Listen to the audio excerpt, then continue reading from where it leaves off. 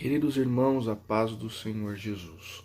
Nós estamos mais uma vez em mais um culto, onde nós traremos a palavra do Senhor. Amém? Estamos em casa ainda, cumprindo a determinação da OMS, a determinação do Estado de São Paulo, né? E da cidade de Barueri também. Sem perca de tempo, abra a sua Bíblia no Evangelho de João. Nós vamos ler o capítulo 6 e nós vamos ler apenas um versículo, versículo 68. Simão Pedro respondeu: Senhor, para quem iremos? O Senhor tem as palavras da vida eterna. Nós cremos e sabemos que o Senhor é o Santo de Deus. Amém. Quando nós entramos nesta palavra, quando nós entramos neste contexto, nós estamos vendo e vivendo o momento em que Jesus começa a falar, começa a pregar, e muitas das pessoas acham as palavras de Jesus duras, acham que Jesus está sendo de uma maneira ou de outra um pouco rígido, né? Um pouco bravo, alguns dizem, né? Só que quando eles começam a deixar, Jesus ele olha para os 12 discípulos e ele fala assim: e vocês? Vocês vão embora?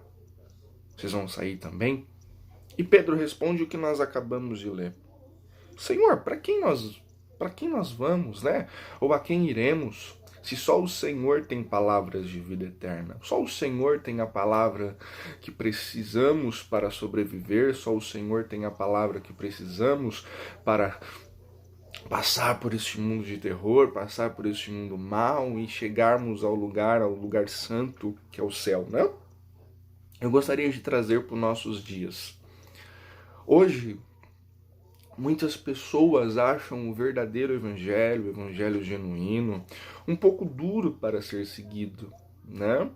Porque a verdade, irmãos, é que Deus não mudou, a palavra de Deus não mudou, o que é errado não deixou de ser errado, o que é certo não deixou de ser certo. Em nenhum momento Jesus ele veio e ele deixou alguma das coisas e deixou de ser pecado aquilo que já era pecado, né? A fornicação é pecado, o adultério é pecado, se nós formos olhar também a idolatria é pecado, e muitas vezes nós descontextualizamos isso como pecado nos dias de hoje. Tentamos passar o pano, tentamos de alguma maneira dizer que os tempos mudaram, mas irmãos, não, a Bíblia não mudou, Deus não mudou, Deus ele continua sendo o mesmo, né? Tem uma canção do Vitorino Silva, se eu não me engano, eu não lembro o título, acho que é Sinceridade, se eu não me engano, que diz assim, que parece que o pecado não é pecado mais, né? Parece que o errado não é errado mais, mas Deus é santo e procura santidade, o céu é lugar de santo e lá só entram os fiéis. É uma canção linda, que parece dura. Nós estamos mal acostumados perante os erros, irmãos. Mas por que, pastor, você está trazendo essa palavra hoje? Eu quero pegar o contexto de que só Jesus traz palavra de vida eterna.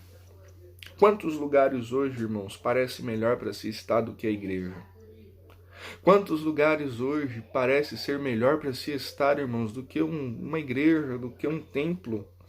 Quantas maneiras de vida parece ser melhor do que a maneira cristã? Quantos pensamentos parecem ser melhores do que os pensamentos cristãos? Quantas identidades parecem ser melhor do que a identidade cristã?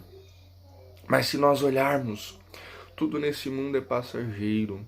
Tudo neste mundo ele tende ao fracasso, tende ao fim, menos a palavra de Jesus. Jesus ele está voltando, queridos. Não há lugar melhor do que com ele. Não há lugar melhor do que dentro da igreja. Não há palavra mais doce do que a palavra do nosso Deus. Nós vivemos tempos difíceis, e eu não estou falando acerca somente do coronavírus, eu não estou falando somente acerca dessa crise sanitária, crise econômica. Nós estamos vivendo tempos difíceis para a igreja, para o cristianismo, um tempo de desrespeito, um tempo onde a liberdade está sendo confundida com desrespeito ao próximo. Nós, obviamente, irmãos, eu não estou aqui para criticar ninguém, mas criticar ações. Nós vemos a igreja sendo desrespeitada, e eu não estou falando a Assembleia de Deus, eu estou falando a igreja num geral, desde a igreja apostólica romana até a igreja comunidade mais simplesinha, com menos membros. O cristianismo está sendo de uma maneira desrespeitado. Os valores estão sendo retirados. Os valores estão sendo retirados e muitos daqueles que estavam dentro da igreja estão caindo na armadilha do inimigo, estão tendendo a afastar-se da igreja e viver esta famosa liberdade. Esta famosa liberdade que não é a liberdade que Cristo nos quer, não é a liberdade que a Bíblia nos prega, e muitas vezes não é nem a liberdade que a Constituição do Brasil permite. Querem calar a boca de pastores falando sobre uma liberdade, que pastores não podem mais pregar a verdade porque estará infringindo o direito de outros. Olha a crise que estamos vivendo. E quando nós falamos a Bíblia, quando nós falamos a verdade, nós somos confrontados. Quando nós falamos a verdade, não muitos falam pra gente: nossa, isso tá pesado demais, isso foi há 2000 anos atrás. Irmãos, a Bíblia não mudou, o que é certo continua sendo certo, mas o que é errado continua sendo errado. Mas embora este mundo pregue uma liberdade que não existe, embora este mundo pregue que as palavras de Jesus são duras, que Jesus não vivia assim, mas a palavra dele diz, são duras para aquele coração de pedra, mas para aquele que o coração é contrito. As palavras do Senhor são palavras doces, são palavras de amor, são palavras de tranquilidade. Quando nós vemos a palavra de Jesus, por mais, irmãos, que para você ela pareça dura, tente lê-la, relê-la, pedir ao Espírito Santo a interpretação e você vai ver que não há palavra mais doce do que essa.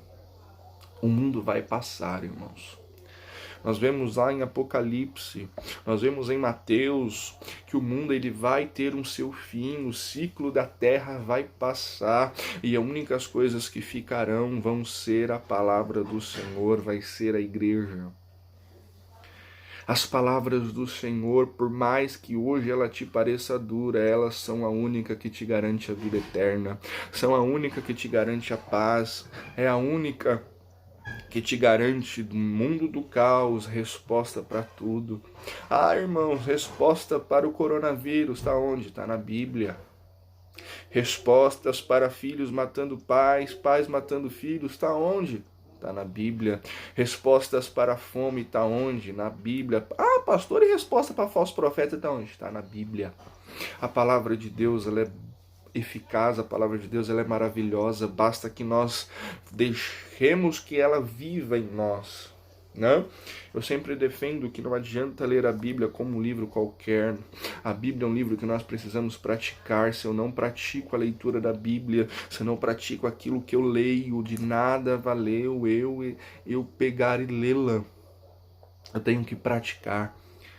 Pastor, mas como isso com o discernimento do Espírito Santo, com a ajuda de um pastor, de um crente, né?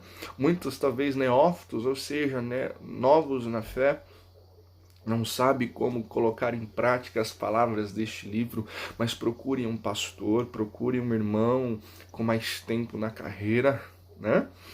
E que ele irá te ajudar.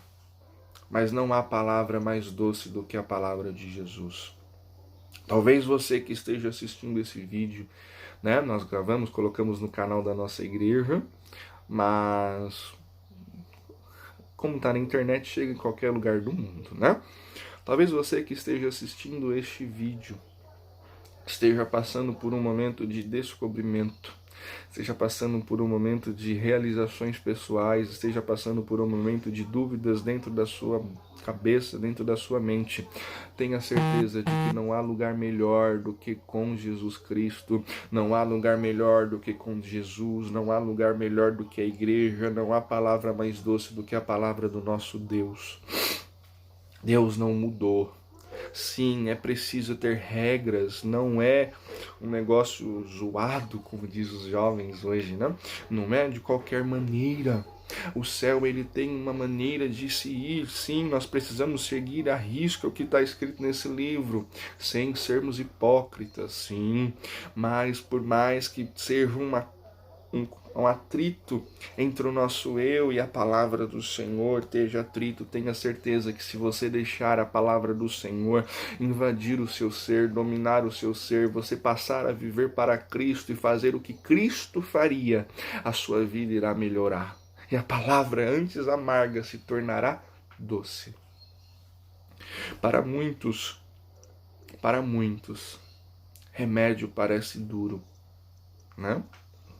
Mas cura. A palavra do Senhor pode ter o sabor amargo de um remédio no começo, mas ela te cura.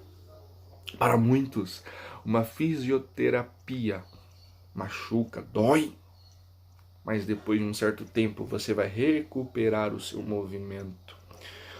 Tudo que é novo na nossa vida se torna estranho. Todas as vezes que nós nos machucamos, a recuperação dói.